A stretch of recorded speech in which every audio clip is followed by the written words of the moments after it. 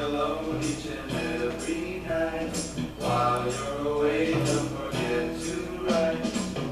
Bye-bye, so long, farewell. Bye-bye, so long. See you in September.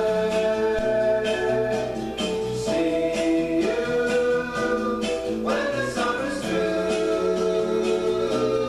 Here we are, baby, goodbye. Saying goodbye as we stay.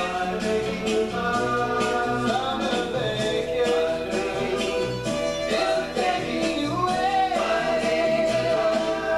Have a good time, but remember, there is danger in the summer moon above. Will I see you in September, or lose you to a summer love? The days till I'll be with you, counting the hours till the minutes do. Bye, baby, goodbye. Bye, baby, goodbye. Bye-bye, baby, so long.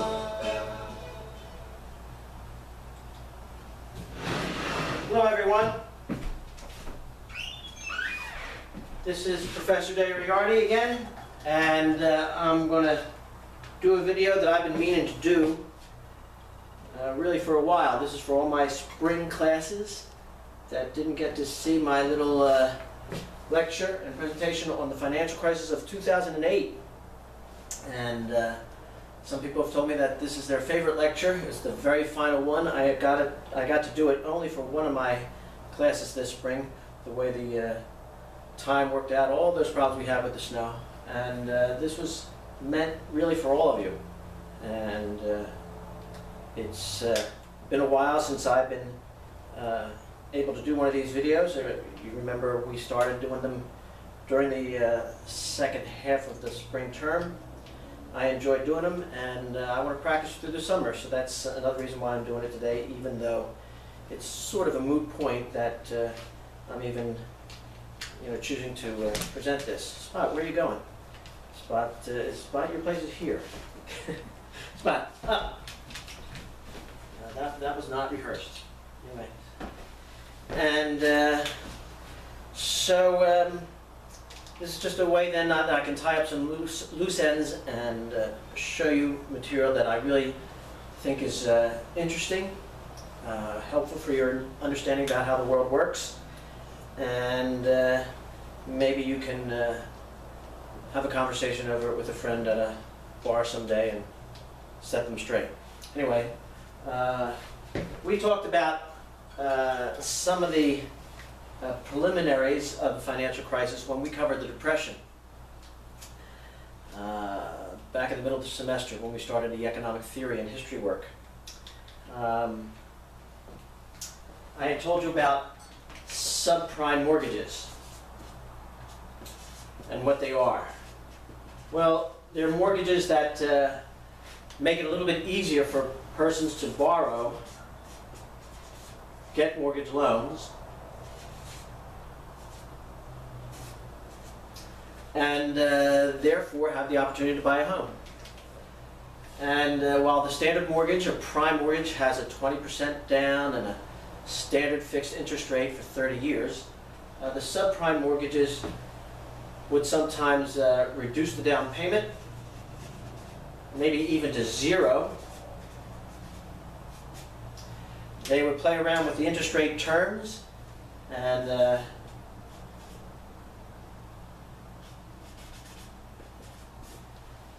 for instance, create 2 or 3 year periods, sometimes only 1 year periods, where you would have an artificially low interest rate. If the prevailing interest rate were 7%, then they would introduce a 2-year period, the first 2 years of the mortgage, where you might pay only 2% on the amount that you borrowed. Of course, the amount that you borrowed would be larger if in case you took one of those subprime mortgages that also had a lower down payment, 10%, 5%, or maybe nothing, maybe 0 down. you know, there are other varieties. There always have been subprime mortgages. It's always been a part of the mortgage market, the loaning market, the banks issuing the loans for homes, for home purchases.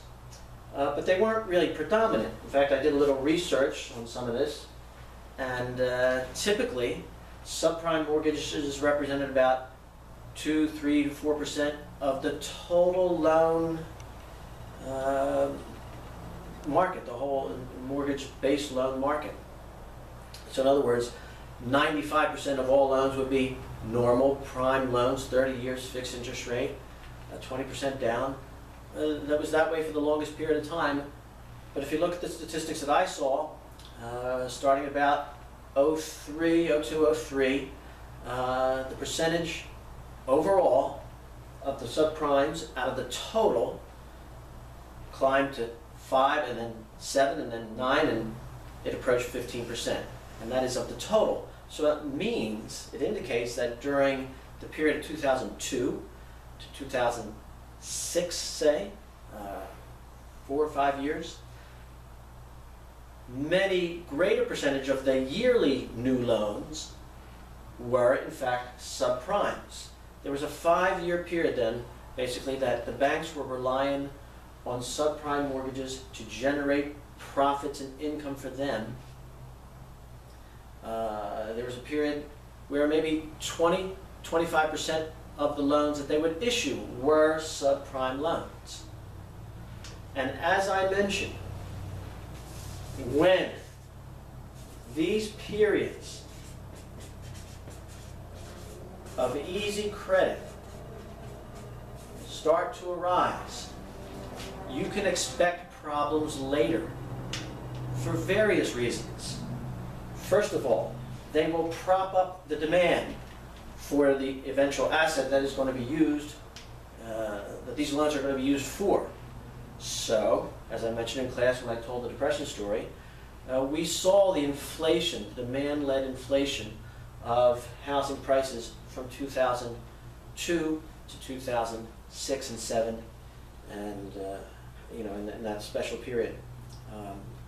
I think I just read recently where the housing prices from like 95 to 2005 increased 124%. That's more than double in the space of 10 years, all right? Most of it was generated in that latter period from 2002 to 2006. Most of it then is generated and identifiable with the preponderance, not quite preponderance, but the increased percentage and reliance of subprime mortgages being issued as compared to the whole, okay? So, this creates the rise in prices and the rise in demand. I should probably say that in the other order. The rise in demand for homes and the rise in prices in home values in that early part of this new century, new millennium. And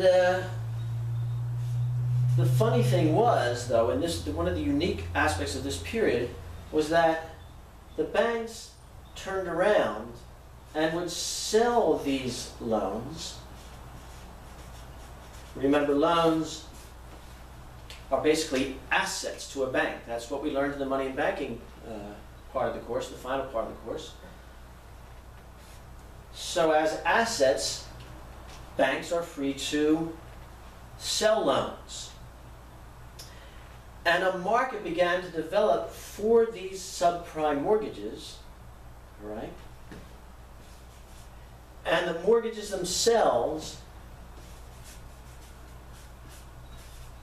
were being sold essentially to Wall Street, to big players in Wall Street. Now remember, normally a loan is issued by a bank to help a person buy a house. And so traditionally, the bank is going to depend on the income from the repayment of the loan for a period of 30 years, typically. That's how the bank makes its profits, its living, so to speak. But in this case, if the intention of the loan creation is not really to hold on to loans for 30 years, but rather to sell them then what is in it for the banks? What's in it for the banks, or the originators of the loans, because they weren't necessarily always a commercial bank doing this, but mortgage brokers, which is a whole other subset of the story, but I don't want to go into it right now. These, whether they be brokers or banks, they would sell the loans that they created for fees. They would get a percentage based on the amount of the loan itself. So the profit source was changing from interest income to fee income. That's an important step, all right? Because what's going to happen is the loans, the asset themselves, are going to transfer to other holders who did not issue the loan originally. The borrower is going to pay somebody and make the payments, but the bank that originated the loan is going to be bypassed. They've sold the loan. They don't really care. The underlying problem with this action then becomes the fact that the originator of the loan that traditionally bears the risk is now separated from the person that was originally borrowing.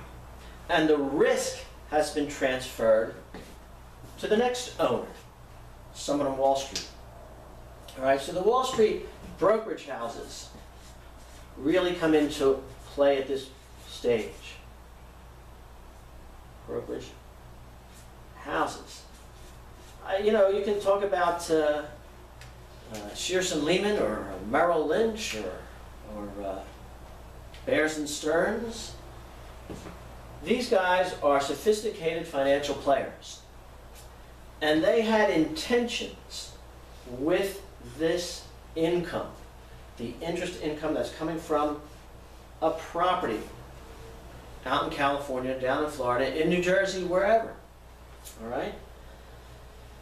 They were going to create a new asset called a collateralized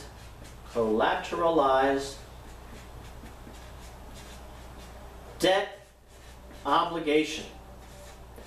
Collateralized debt obligation, CDOs. What's a CDO? Well, it's a paper asset. It's kind of like a bond. Notice it says obligation. But it's based upon the interest income that is obligated to be repaid by the original borrower of the home. In other words, Wall Street itself and the brokerage houses and these buyers, right, of the loans were not interested in the interest income itself, but rather creating an asset, a different sort of asset from that. If you follow the financial press, you will eventually hear them talk about derivatives. Derivatives are assets based on other assets. The original asset in this case is the mortgage loan. The CDO is derivative of that housing loan. CDOs. In the interest of time, I think I'm going to tell you a little bit, say like a story that tries to highlight what the collateralized debt obligation really is, and then I'm going to take a break. I'm trying to keep this in 15, 20-minute intervals, all right? And I don't want to overwhelm you with the trend here, but we're about 1/3 the way after I get done this story. And this is a story I always tell to help explain the CDOs. Imagine a guy named Bill Gates. You've probably heard of him. Goes around the world and looks for new investments, and he comes to New Jersey, and he sees the used car business is really doing very well, and he wants to get involved. He sees it's very profitable. Just suppose this is the case. So here, he develops this idea. He's going to buy all the used car dealerships in New Jersey. And like, imagine he has a convention. When I'm in the class, I pretend that all the students are used car dealers, and I'm Bill Gates. I bring you together for a vacation. I'm sorry, vacation. I'm thinking about vacation, it's Memorial Day. But rather for a conference. And I present this idea to you. I am going to buy you out.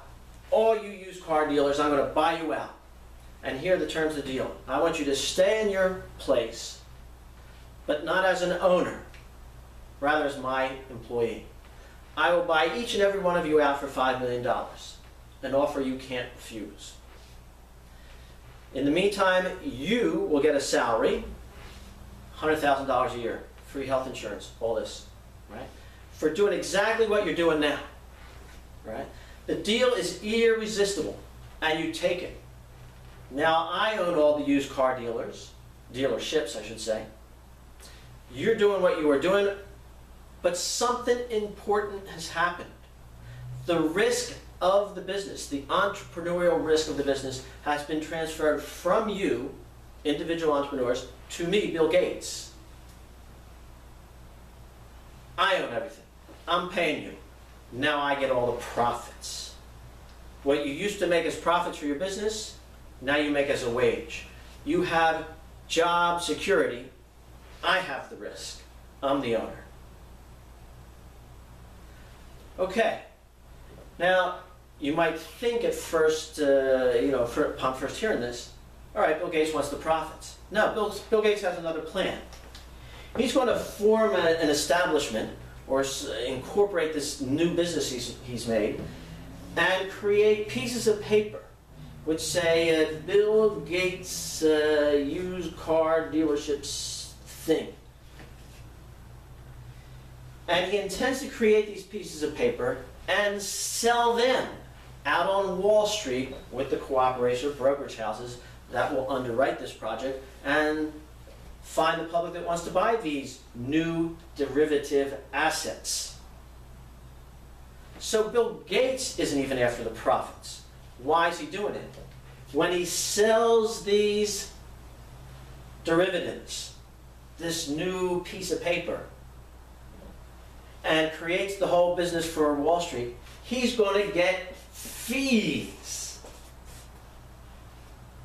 And then when they in turn sell, they'll get fees, commissions based on servicing a client and bringing the asset to them. Just like if I were to, have a restaurant and serve you and you would pay me. All right, so again, Bill Gates buys the dealerships, gets profits, and creates something. You might think of it like you might think of it as a stock. Sells the stock, people get dividends. You can think of it better as a bond, like a corporate bond. Sell the bond, and people get interest income. That's what's going on with these CDOs. Okay? The brokerage houses will issue these CDOs and sell them. And that's how they want to make their money. All right? They will make their money in selling the CDOs and charging fees for servicing and creating that investment opportunity. Okay? I'm going to stop here. All right? It's about halfway through the story. And we'll pick up telling the aspects of the story where these purchasers of the CDOs, where they get involved. Those are called institutional buyers on Wall Street. All right, so let's take a break here, so to speak, and I'll get things set up for part 2 of this story. All right, stay tuned.